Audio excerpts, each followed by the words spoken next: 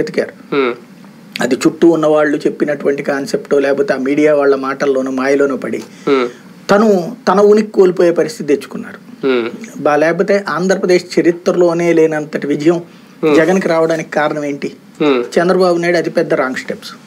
ఆ wrong steps ఆయన్ని అధపాతాళానికి తొక్కేసి అప్పుడు ఆయన అర్జెంటుగా మేల్కొన్నాక ఇమ్మీడియట్ గా రిపేర్లు చేసుకునే పని ప్రారంభించారు. ఓ రకంగా చెప్పాలంటే సుస్థ చేతనావస్థలోకి వెళ్ళినటువంటి తెలుగుదేశం పార్టీకి ఊపిరిలో పోయడానికి ఫస్ట్ శరీరంలో ఉన్నటువంటి బ్లడ్ని బయటికి తీసేస్తే పాయిజనస్ బ్లడ్ని బయటికి తీసేసినట్టుగా కొత్త రక్తాన్ని ఎక్కించడం కోసం అన్నట్టుగా అవతల ఎవరి దగ్గర అయితే అంటే ఫర్ ఎగ్జాంపుల్ కిడ్నీలు పాడైతేనో లేకపోతే కనుక లివర్ పాడైతేనో కొత్తది తీసుకొచ్చుకోవడం అనే దాంట్లో భాగంగా ముందు అర్జెంటుగా ఉన్నదాన్ని తీసి అవతల పడేసేటటువంటి పని, అవతల వాళ్ళకి ఆ శక్తిని అందించేటటువంటి పని చేసుకొచ్చారు. అంటే తన దగ్గర ఉన్నటువంటి లివర్ని తీసుకెళ్లి బీజేపీకి ఇచ్చే ప్రయత్నం చేశారు. తద్వారా 4 ఎంపీలు ఆ రోజు నుండి ఈ రోజు వరకు బీజేపీ వెంట పడతా బీజేపీని ఓ రకంగా సాగిల పడుతూ వచ్చారు.